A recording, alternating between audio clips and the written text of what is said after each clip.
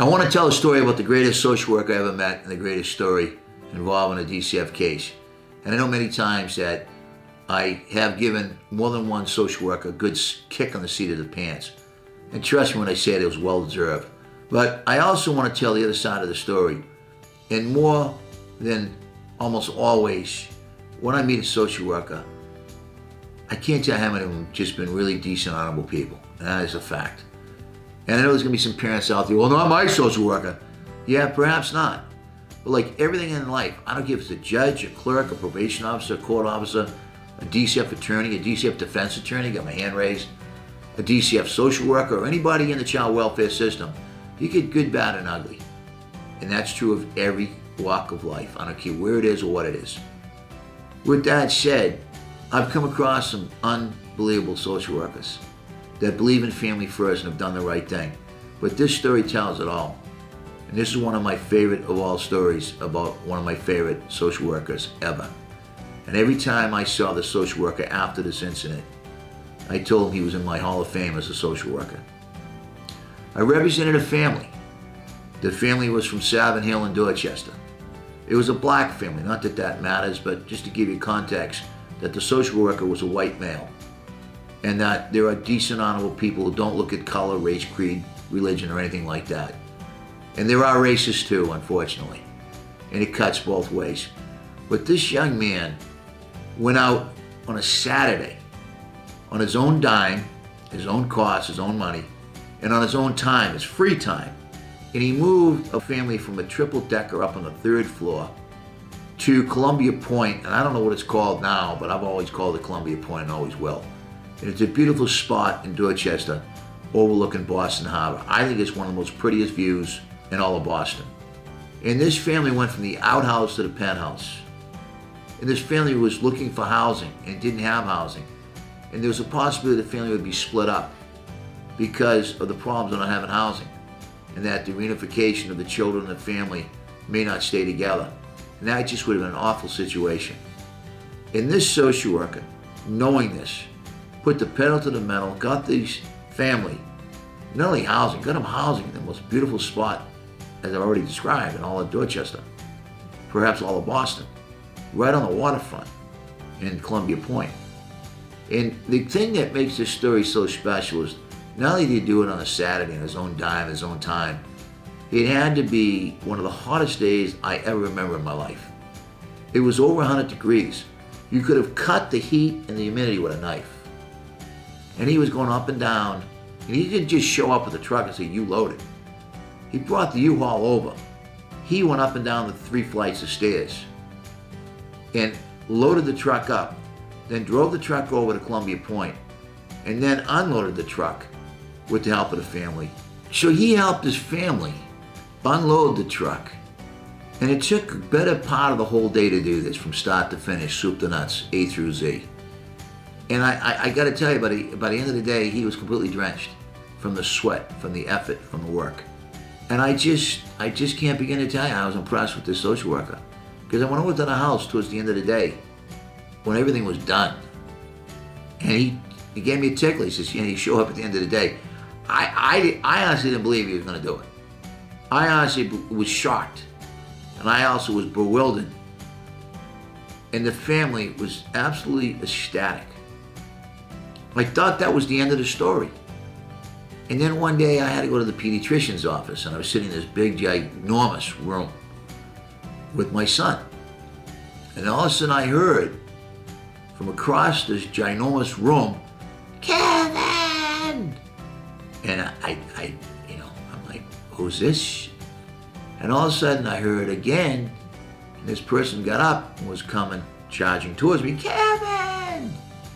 And I didn't know what to say, and my son patted me on the leg and said, Dad, she's calling you, she's coming right here. And I stood up, and when I stood up, she gave me the biggest bear hug, literally figuratively, gave me a hug, and I'm like, I don't know who this woman is. And I saw over her shoulder another person coming right behind her. He was walking. He was a young man, and he was an older boy in his late teens, probably around 18, 17 years old, and he put his hand out. and he had to be at least 6'7". And I went to shake his hand. I needed MapQuest directions to find my way out of his hand. He was that big. And I thought to myself, I hope I didn't get into any arguments with this big boy. And he says, Mr. Seaver, my mom tells me you represented me when I was a boy and you helped keep our family together. Then all of a sudden I started thinking, huh, who? And I said to the mom, I said, Mom, I deeply apologize. And I told the young man, thank you for such kind words. But I honestly don't remember you nice people. And the mom told me her name. Then it clicked in my head. And I said, oh my God. And I sat down with them after I gave her a big hug and him a big hug.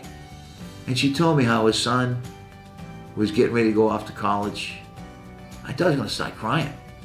Because this was just a really tough case. That it was tenuous whether or not this family would stay together. And she said, because of you, Attorney Seaver. And I said, oh, no, stop right there. It wasn't because of me. I wish I could take credit for it. I wish I could say, yeah, it was me. I did it. It wasn't the truth. You had the most incredible social worker who went out on his dime, on his time, and moved you on the hottest day that I've ever experienced in my life with incredible humidity. And went up and down the 3 flights of stairs and also up and down the stairs at Columbia Point. And he did everything to help this family. She literally started crying right there. She says, my son's going off to college. You know, obviously we have the same pediatrician. And then they called her name and she got up with her son and went in and saw the doctor, the pediatrician, who had always been my son's pediatrician. And when she came out, we hugged and we said goodbye and we exchanged pleasantries and I wished him such great luck. And my son turned to me and says, Dad, why don't you take credit for it? And I told him, I said, I couldn't. And I wouldn't because I didn't do it. It wasn't about me. You know, and it would have been easy to grab the credit, but you can't do that. You gotta get credit where credit's due. And I told him the story about the social worker. Then I got called to go see the doctor. And I went in the back room. And when I walked in, this doctor said, Mr. Seaver, I'm not so sure I should blow a trumpet or roll out a red carpet for you. Because I just heard from that nice family what you had done for them. And I said, Doctor, I really appreciate such kind words. I didn't do it. I wish I could say it was me. I wish I could say I'm a big shot. I'm not. It was all about the social worker from DCF. And she's like, really? I said, yeah. And I told the family that. And I told the family that it wasn't me, it was the social worker. The doctor said, I'm so happy to hear that. Because there's not a week that goes by that I don't get a call from a DCF social worker. And I hear the horror stories about children being removed, and how families are torn apart. And I see the remnants of it here in my practice all the time. And very rarely do I ever hear anybody say anything good about DCF, let alone a DCF social worker. And I told the doctor, I said, Doctor, I got to tell you something. This social worker and many others like them do tremendous work and have a tremendous burden of trying to protect our children in our great state, the Commonwealth of Massachusetts. And it's not easy. It's a tough, tough damn job. And let me tell you something else. They're not paid a lot.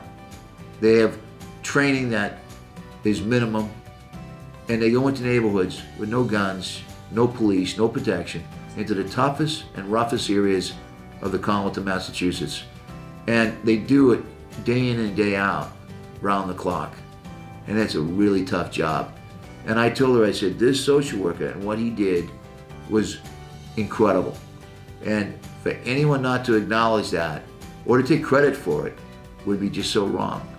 And I said, Doctor, I want you to know that DCF at times does do lousy things. And I don't always agree with them.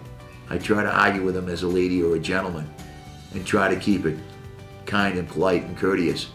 And sometimes I don't, sometimes they don't either. But we're all mere mortals and human beings. We all have blemishes, flaws, and imperfections. We all make mistakes. And so do DCF social workers. So I try not to beat up on them too badly when they do make a mistake. And sometimes you have to beat up on them and kick them in the seat of the pants and show it to their supervisor, either a program manager, either a clinical manager, either a director, the commissioner, chief legal counsel, whoever it is, that they've done wrong, to correct that wrong. But in this case, this is a wonderful case where I got a young man going off to college that almost was separated from his family at a very, very young age. And because of a social worker who stood up and stood out and did the right thing, this family is now still together. And the proof's in the pudding. And the doctor just looked at me and said, amen. As you can say that again, doctor, amen. And that's the way it should always be, but it isn't. Family first. And she agreed. And she says, that's a great story. That should be on TV, radio, and a book written. I said, you're absolutely right. That social worker should be put up on a pedestal. And they should be worshiping from this social worker.